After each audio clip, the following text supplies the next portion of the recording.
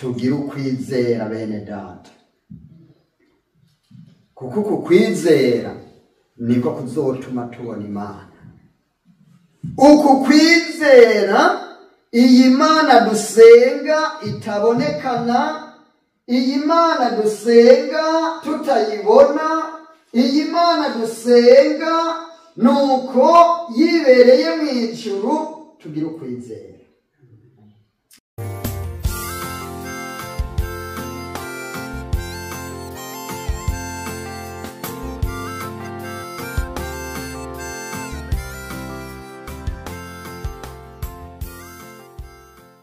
Icho nicho chamuzanye, icho nicho chamuzanye, yaje kurondera no gukiza icyari cyarazimiye. Icho nicho chamuzanye, icho nicho chamuzanye, yaje kurondera no gukiza icyari cyarazimiye. Icho nicho chamuzanye, icho nicho chamuzanye, yaje kurondera no gukiza icyari cyarazimiye, yaje kurondera no gukiza icyari cyarazimiye. Icho nicho chamuzanye, icho nicho chamuzanye, yaje kurondera no gukiza icyari cyarazimiye.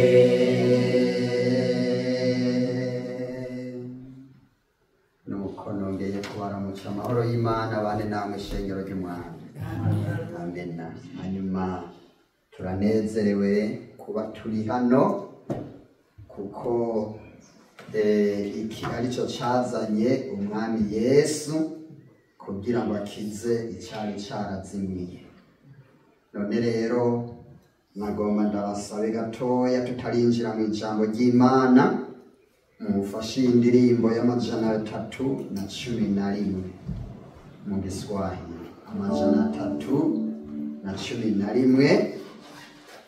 Nuko numvise indirimbo mu mutima wanje yiza, nuko kuko hariho intumbero, hariho intumbero y'iyi ndirimbo kuza mu mutima wanje, sinzi ngo ni iki. Mana ishimwe cyane. Amajana 311 ivuga ngo mu isi turi ingenzi. Mana ishimwe.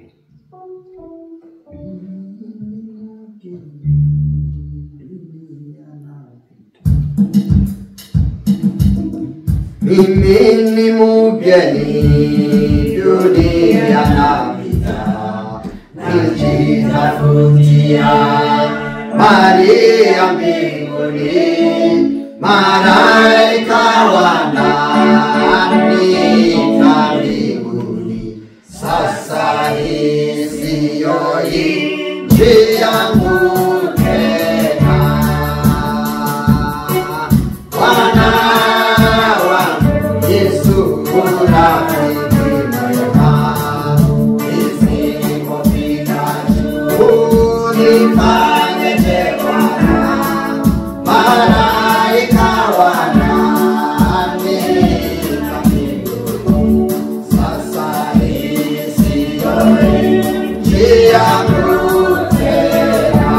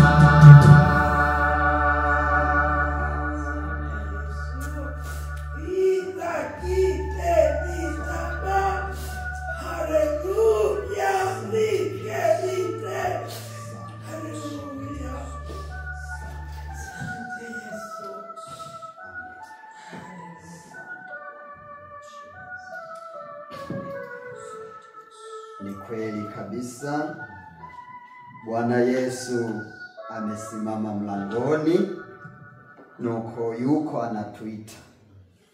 Imana nishimwe. Ariko ngo uzoba umubabaro, uyu muririmbyi yaririmbye yishirako ngo ni ntashika he. Mana kweli tugirira ubuntu bene data. Mana tugirira ubuntu.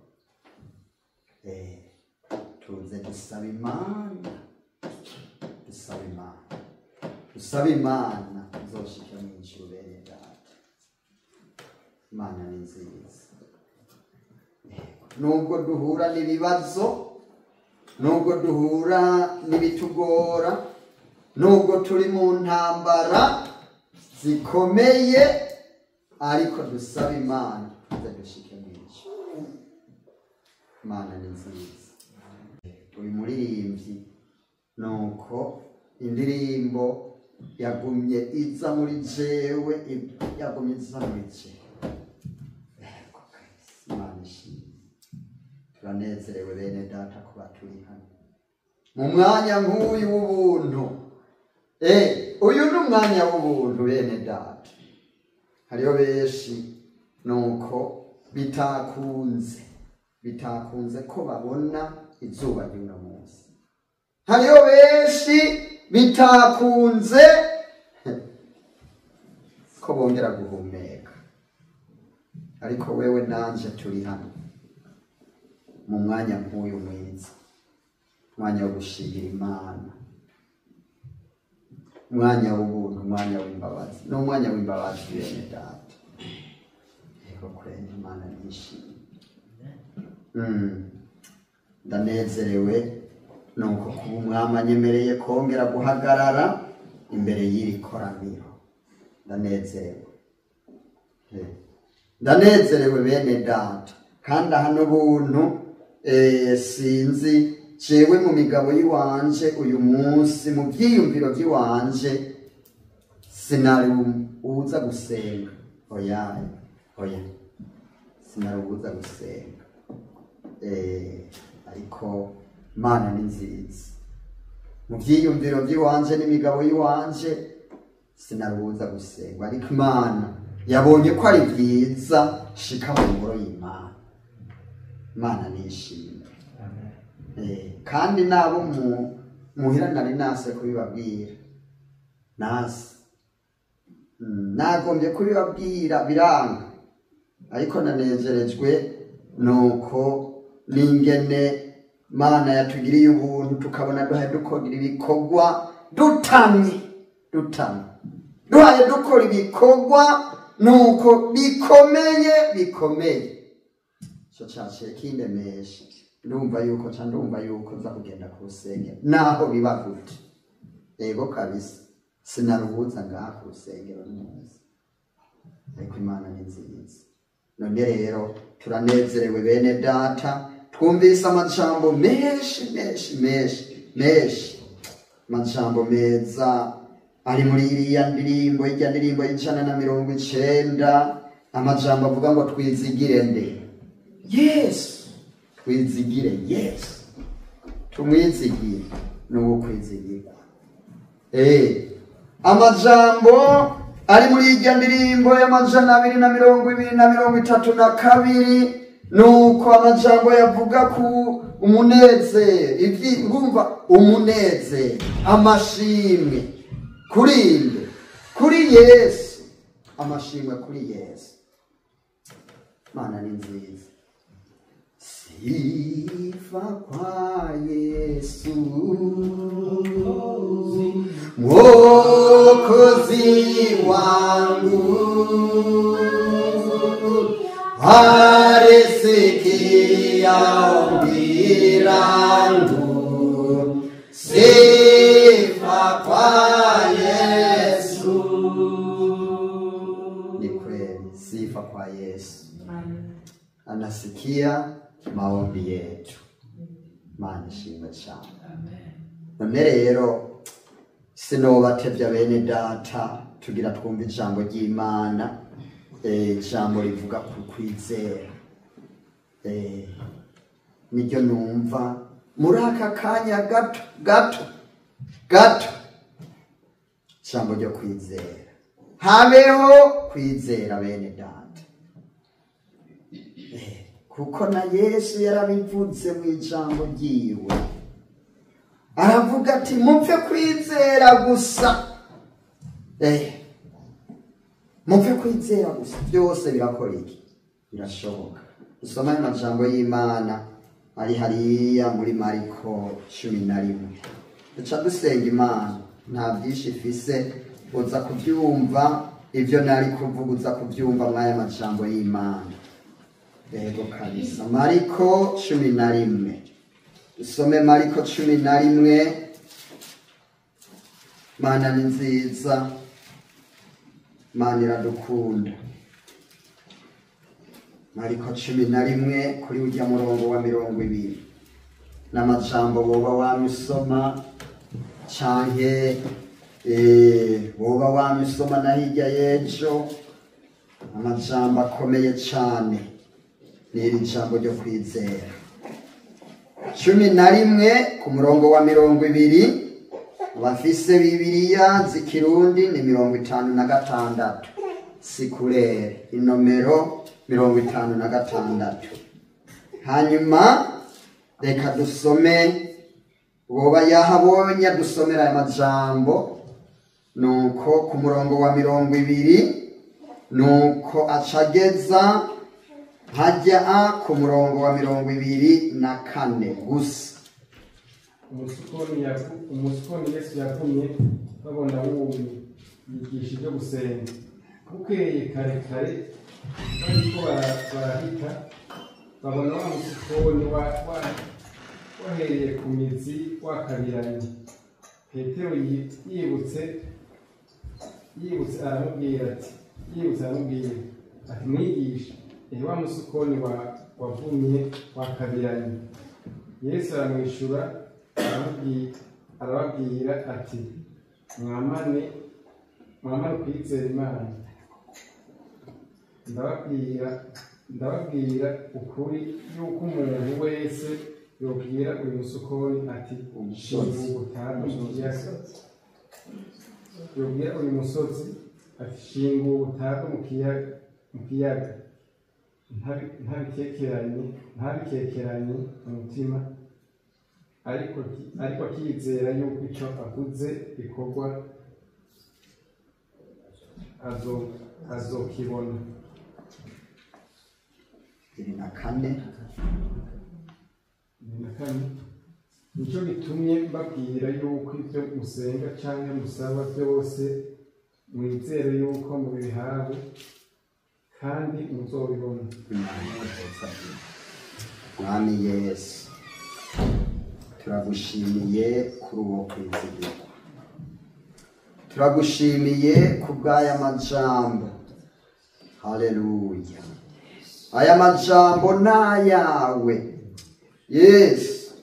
Turakengurutse kw'ishengero ryawe, wongeye kuryibutsa, wongeye kutwibutsa aya majambo akomeye, amajambo yo kwizera, ngo nico gituma ngo ibyo dusaba byose twizere ko tubihawe.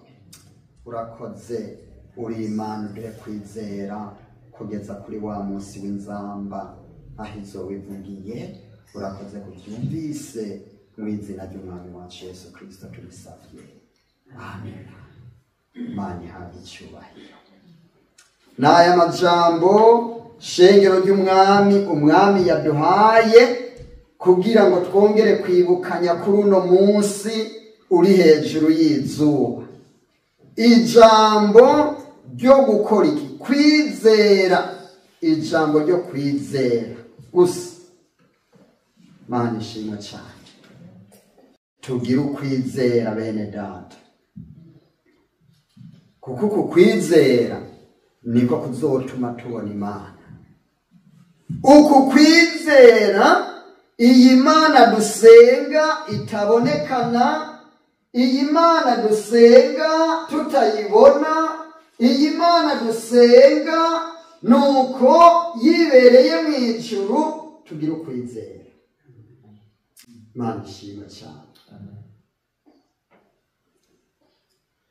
Uyu mwanditsi Mariko yandika ubu butumwa bwiza, aya n'amajambo yivugiwe n'umwami Yesu Kristo ubwiwe, niwe yayivugiye. Mana ishimwe cyane. Nuko umwanditsi yandika avuga ngo umusukoni Yesu yavumye babona wumye, yigisha ibyiki? Ibyo gusenga. Gusenga bene data, gusenga harimo ububasha, ugusenga Imana harimo ububasha, ugusenga harimo ububasha, ugusenga Imana harimo ububasha.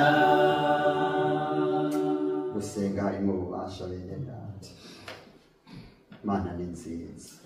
Ugusenga harimo ububasha. Umvira ububasha bwo gusenga. Yesu ijambo ry'Imana ritubwira yuko hageze nuko ku mugoroba yacavana hamwe n'abigisha, akagenda ku musozi akarara gusenga, asenga Imana kugira ngo yongere ubushobozi mu bikorwa byamuzanye, kugira ngo abisozere amahoro. Mana ishimwe cyane. Bene data, gusenga harimo ububasha. Umvira ububasha Petero yabonye mu gusenga umwami Yesu avumye igiti cy'umusukoni. ngo bukeye kare kare bariko barahita babona wa musukoni wahereye ku mizi wakabiranye. Petero ngo yibutse aramubwira ati mwigisha, ehe wa musukoni wavumye wakabiranye. 22 Yesu aramwishura arababwira, abwira inde? Abigishwa biwe bose bari bagikwiye 12. Arababwira ati umbira ngo mwamanike arababwira ati mwamane ukwizera. Kwizera iki? Hajya imbere handitse kwizera Imana gusa yonyene. Ibindi navyo ni ubusa. Ibindi navyo naco bimaze.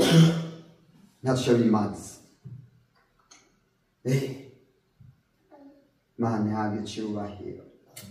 Hirya y'ejo nabaye mu gusoma ikinyamakuru numva ingene hariya mu Buhindi nuko uwundi mwene data ingene yatuce Imana y'Abahindi, nuko baca baraza kumufata, bamufashe urumva ngo bamute mu munyororo baze kumupfunga. Urumva Imana yiki y'abantu y'Abahindi, ya Mana itavuga. Aha yababwiza ukuri ati yo si Imana musenga. Siko ni Mana itugirira ubuntu bene data. Nibuka mu gihe kirenganye twari dukurikirana ibyo nyene, nuko yawe nibyo twari tugezemwo ku bijanye n'Imana ziki zibigirwamana. Kuko urabona byari ibyigwa bijanye na Bibiliya, hanyuma duha twiga kuri ibyo nyene iyo Mana y'Abahindi. Nibuka mwene data umwe niwe yaciye asohoka arava mu ishuri. Ibi byaciye binyibutsa nde uwo muvugabutumwa hariho umwene data umwe yarangiye mu ico gihe kijya gihe cy'umuvyuro ngaha muri Amerika, hariya nuko muri California hariya muri Azusa hamaze kuba umuvyuro, nuko abantu baragira umuvyuro udasanzwe. Undi mwene data yari yagiye muri ico gikorane, aca yumva yuko batanguza ishuri aho muri Tennessee, ishure yo kwigisha Bibiliya, nuko aca aragenda. Nuko amaze kugenda ashitse muri ya shure ya Bibiliya asanga ibyo bahaye bigisha bidahwanye n'ijambo ry'Imana, yaciye asohoka aragenda.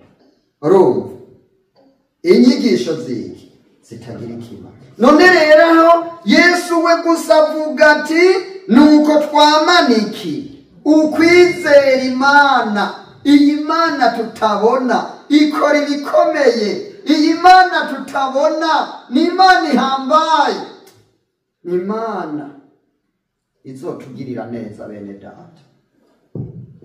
Wa munsi nuko umuntu kuzoba ariho urumva yaribagiye imibabaro ducamo, iyi mibabaro y'ubugwayi, imibabaro y'ibibazo, imibabaro y'ubukene yarangiye. Imana nziza. None rero numva umenga twohagarikira aha kwiri jambo ngo twamaniki ukwizera Imana. Imana ihabwe icyubahiro. Twarabonye abagize ukwizera bakizera iyi Imana itaboneka.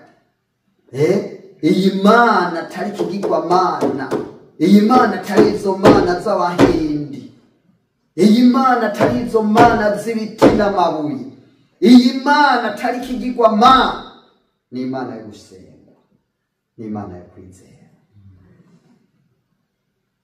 Imana ishimwe cyane. Yesu acagarukirizaho hanyuma turabona ibyakurikiye ngaho nuko ngo ndababwire ukuri hajya ku murongo wa 23 ndababwira ukuri yuko umuntu wese yobwira uyu musozi ati shinguka utabwe mu kiyaga ntabikekeranye muri kwa kwizera iki muri kwa kwizera Imana atabindi biri ruhande icyo uvuze kizokora iki kizoshoka niko yaciye avuga ngaho nuko yobwira uyu musozi umvira wamba umuntu wese yobwira uwo musozi ati shinguka utabwe mu kiyaga ntabikekeranye mu mutima ariko akizera yuko icavuze cyose gikorwa azokora iki azokibona urumva Mana ni nziza kweli iri ni banga ry'Imana ibi bitari mu mutima nuko urumva ku muntu n'ubusa nibisanzwe abona ko ari bisanzwe ariko biri mu mutima ibanga ry'Imana icyo uvuze cyose kubwo kwizera kiraba turangize nuko ngo nico gituma 24 nico gitumye mbabwira yuko ibyo musenga canke musaba byose mwizere yuko mubihawe kandi muzokora iki muzobibona urumva aya majambo nico gituma nico gituma Yesu yabwiye abigisha natwe aratubwira n'ubu aratubwira mwibanga muntu akabwirwa mwibanga ngo twize ibyo dusenga byose tuzokora iki tuzobibona twizeye Mana nishimye n'aya majambo nuko abayumvise mwese Imana nibaheza ugusenga harimo ububasha ugusenga Imana harimo ububasha ugusenga harimo ububasha ugusenga Imana harimo ububasha